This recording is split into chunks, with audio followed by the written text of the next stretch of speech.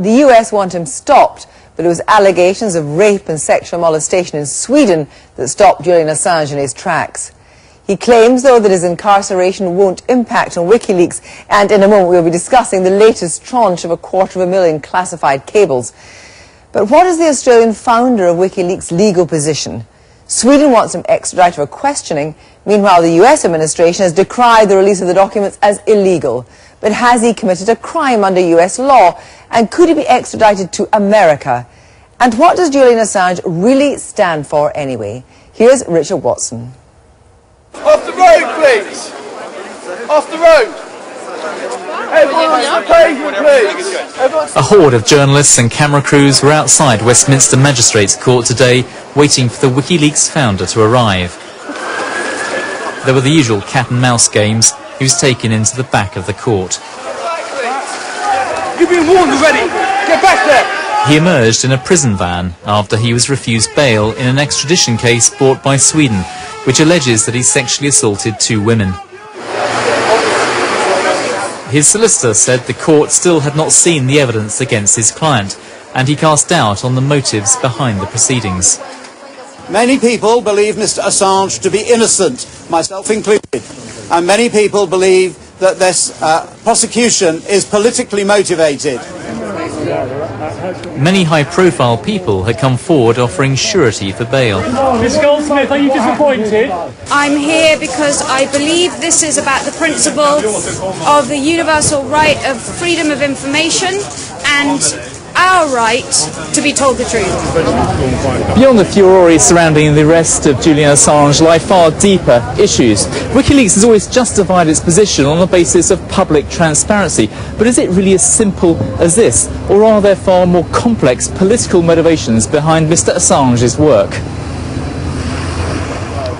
That's certainly what the American administration believes. Some view the publication of confidential diplomatic cables by the hundred as an ideologically motivated attack. So what can we glean of the founder of Wikileaks' views? Clues to Julian Assange's political thinking come from his web blogs from 3 years ago, and we spent a day looking at some of these documents. Now, they contain many rather rarefied references to political theory, and reading these documents, it's certainly possible to come to the conclusion that the kind of pressure he's now facing from the United States governments and other governments around the world is some kind of predicted endgame.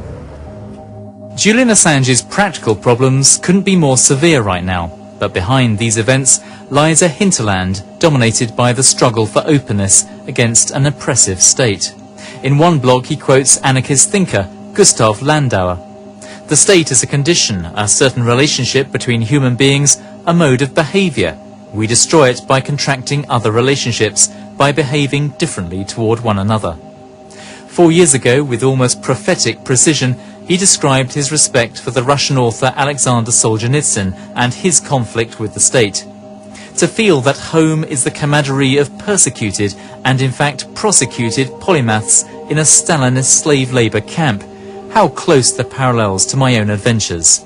In the same blog he criticised those who bend to state power. To know the state for what it really is, to see through that veneer the educated swear to disbelieve in, but still slavishly follow with their hearts. Such prosecution in youth is a defining peak experience, he wrote.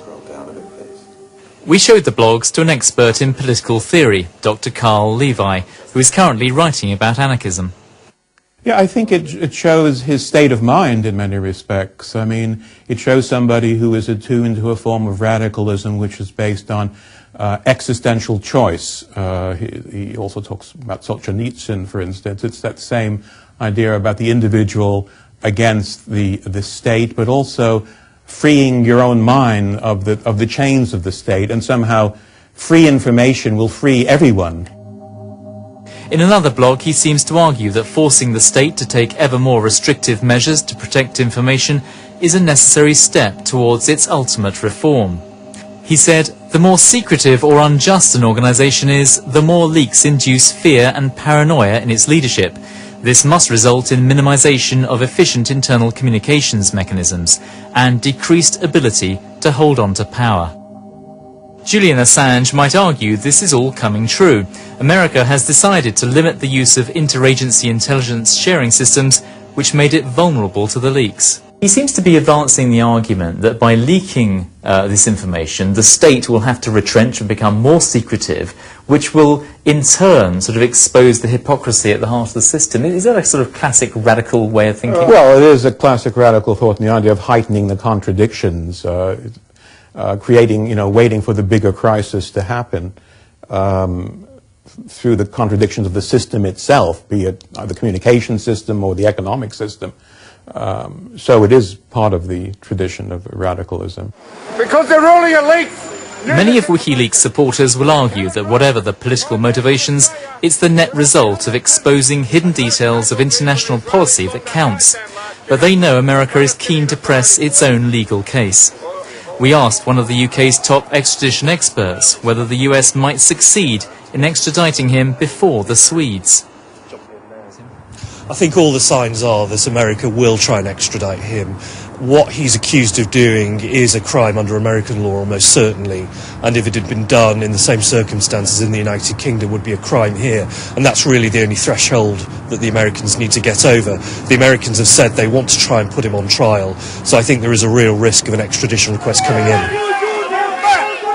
There's no sign that the flow of leaks will be stopped by criminal allegations in Sweden, but the next days will see how serious America is in trying to bring him to trial there.